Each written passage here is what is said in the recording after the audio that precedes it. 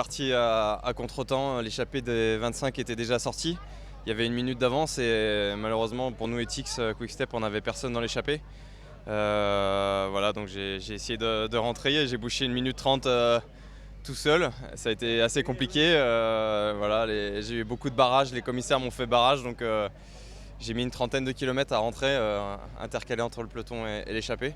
Et une fois que je suis rentré, j'étais vraiment fatigué pour jouer la gagne. Et après, j'étais plus dans un rôle d'essayer d'aider David de la Cruz pour la montée finale. Voilà.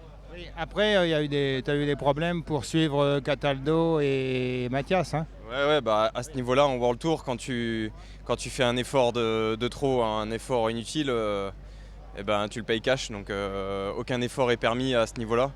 Mais après, comme je vous dis, moi c'était plus pour après dans le final, dans la dernière montée, de rester avec David de la Cruz. Et c'est ce que j'ai fait, je suis resté 3 km avec lui, et, je l'ai attendu et je suis monté avec lui au train pour qu'il perde le moins de temps possible. Et cette dernière montée, vraiment difficile. Hein. Ouais, c'était difficile, moi je m'attendais à quelque chose de quand même plus dur. Pour moi la Camperona c'était beaucoup plus dur. Hier c'était un peu plus long, il y avait 4 km. Par contre la Camperona c'était plus court mais plus pentu quand même. Ouais. Et d'une manière générale, je crois que beaucoup de coureurs disent que c'est difficile cette Vuelta, voire même trop dur. C'est vrai que les parcours sont très difficiles. Tous les jours, le minimum, on a 2500 mètres de dénivelé, même pour les étapes de sprint, comme aujourd'hui par exemple. Je trouve aussi un niveau que j'ai rarement vu sur un grand tour. Même les équipiers ont un niveau énorme. On regarde grâce au capteur de puissance, tout ça, les puissances sont quand même très élevées. Et il reste beaucoup de monde dans le peloton, donc je pense qu'il y a un très gros niveau.